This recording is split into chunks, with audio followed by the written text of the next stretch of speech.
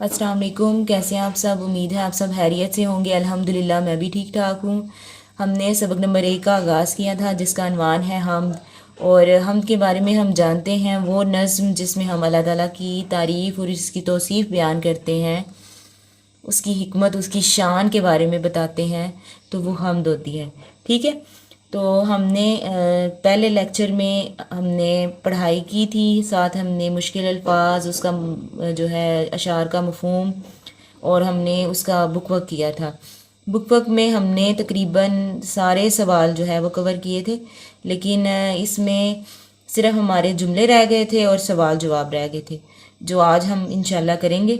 तो उससे पहले हम कुछ पूछना चाहूँगी कि हमने देखा था इख्तियार बशर पर पहरे लगा रहा है, इससे आप क्या समझे हैं? तो आपको याद है कुछ? तो आपने देखा था कि कुछ काम इंसान के इख्तियार में अल्लाह ताला ने दिए हुए हैं।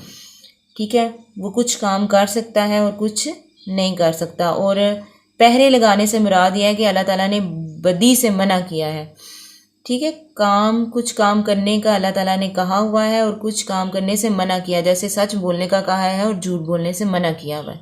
ठीक है, तो ये इससे ये मुराद है। और उसके बाद हमने एक और सवाल जो देखा था कि शोला जहाँ जलने और बुझने से इसकी शायर की क्या मुराद है, तो उसका मतलब ये था कि शोला जहाँ यानी इंसान की ज़िंदगी, जानवर की ज़िंदगी, एक परिंदे और एक आबी महलूक, यानी जितनी भी अल्लाह ताला ने महलूकात पैदा की हैं, उनको जो ज़िंदगी की जो हरारत दी हुई है या ज़िंदगी जो दी हुई है, उसका जो चिराग जो है वो ज़िंदगी का एक चिराग जो जल रहा है, उसमें जलना से क्या मुराद है? यानी ज़िंदगी कायम रहना, जहाँ तक इंसान को, जिस वक्त तक इंसान को भेजा गया है, और उस मरना यानी बुझना से मुराद ये है यानी मरना, मौत।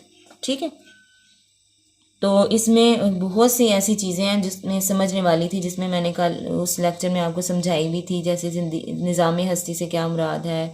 इस तरह रुतों में तलाश ना करना बल्कि मौसम में देखना, दिन को रात में और रात को दिन में जो बदल रहा है, और इंसान वही कर सकता है जिसका उसको इख्तियार है। और कुछ कामों पे पहरे भी लगे हुए हैं, जैसे अच्छे काम करने पे जो है इख्तियार है और बुरे काम पे जो है वो पहरे लगे हुए हैं, पाबंदी लगाई गई है।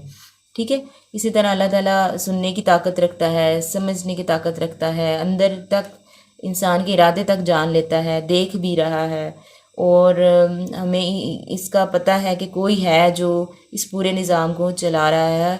ठीक है, और फिर वो इज़्ज़त भी देने वाला है, ज़िल्लत भी देने वाला है, और आपके अमाल पे आपको इज़्ज़त और ज़िल्लत देगा।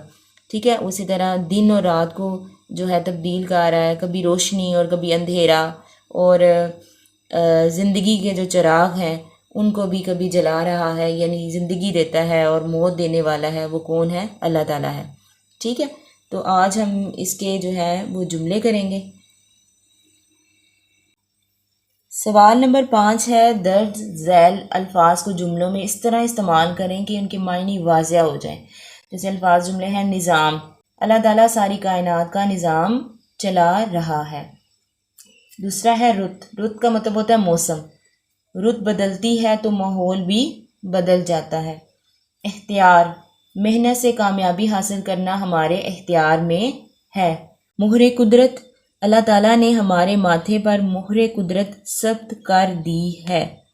ठीक है, आगे है जगमगाना, रात के वक्त तारों का जगमगाना अल्लाह की कुदरत को जाहिर करता है। तो इस तरह ये जो है वो आपके अल्फाज के जुमले हुए। मश्क में हम सवाल नंबर 1 जो है वो हम करेंगे कि सवालात के मुख्तसर जवाब दें। सवाल नंबर 1 है, हम्द में किस तरह के मौज़ूआत बयान किए जाते हैं। सवाल नंबर 2 है, नज़्म हम्द में अल्लाह ताला की किन सिफ़ात का जिक्र हुआ है। सवाल नंबर 3 है, बदलती रुतों से क्या मुराद है। सवाल नंबर 4 है, हम्द में शामिल मिसरा किसी को ताजे वकार बख्शे, किसी को ज़िल्लत के गार बख्शे का मफ़हूम दर्ज करें। सवाल नंबर 5 है, सफ़ेद उसका स्याह उसका से शायर की क्या मुराद है। इन सवालों के जवाबात जो हैं वो हम कॉपी पे करेंगे।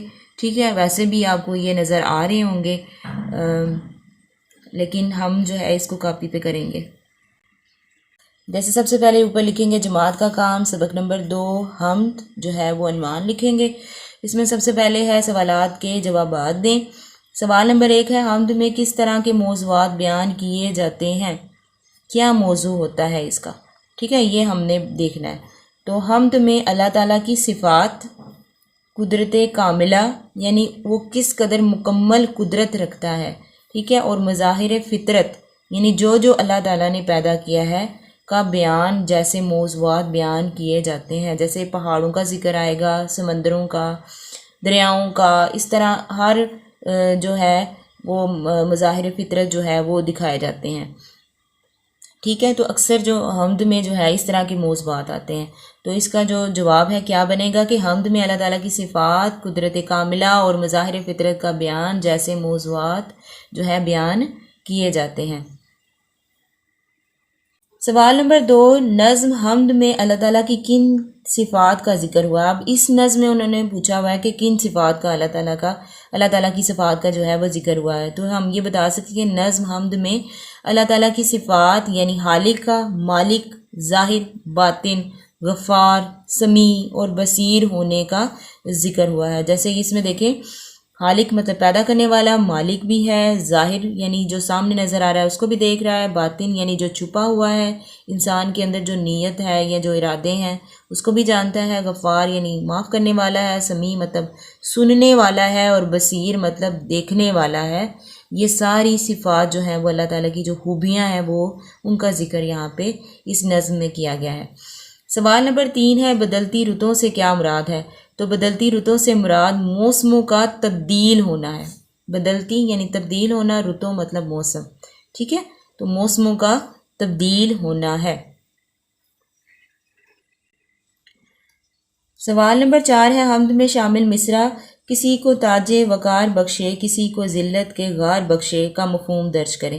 تو اس میں حمد میں شامل اس مصرعے کا مفہوم یہ ہے کہ اللہ تعالیٰ جسے چاہتا ہے عزت دیتا ہے اور جسے چاہتا ہے ذلت دیتا ہے، وہ خالق و مالک ہے۔ جیسے قرآن مجید میں اللہ تعالیٰ نے فرمایا اور اللہ جسے چاہے عزت دے، جسے چاہے ذلت دے، ٹھیک ہے۔ اور یہ چونکہ قرآن مجید سے جو ہے آیت کا ترجمہ لیا گیا ہے، تو کوئی اہم بات ہو تو اس کو آپ واوین میں لکھیں، ٹھیک ہے، یہاں پہ یہ دیکھیں واوین میں اس کو لکھا گیا ہے، ٹھیک ہے۔ سوال نمبر 5 ہے سفید اس کا سیاہ اس کا سے شاعر کی کیا مراد ہے؟ شاعر کی مراد یہ ہے کہ اللہ تعالیٰ اس کائنات کی ہر چیز کا مالک ہے، وہ سیاہ اور سفید کا مالک ہے، یعنی دن کو رات سے نکالنا اور رات کو دن سے نکالنا اسی کی حکمت ہے۔ یعنی سفید سے مراد یہاں پہ دن ہے اور سیاہ سے مراد رات ہے۔ اللہ تعالیٰ دن کو رات سے اور رات کو دن سے نکال لیتا ہے، اور یہ اس کی حکمت ہے، اس کی قدرت کی نشانی ہے، ٹھیک ہے۔ اور اس طرح آپ کا یہ جو سبق ہے اس کے جو الفاظ، جملے ہیں اور سوال جواب ہیں وہ مکمل ہوئے۔ مجھے امید ہے آپ کو سمجھ آ گئی ہوگی۔ اس کے ساتھ مجھے دیں اجازت، اپنا خیال رکھیے گا، دعاؤں میں یاد رکھیے گا۔ اللہ حافظ۔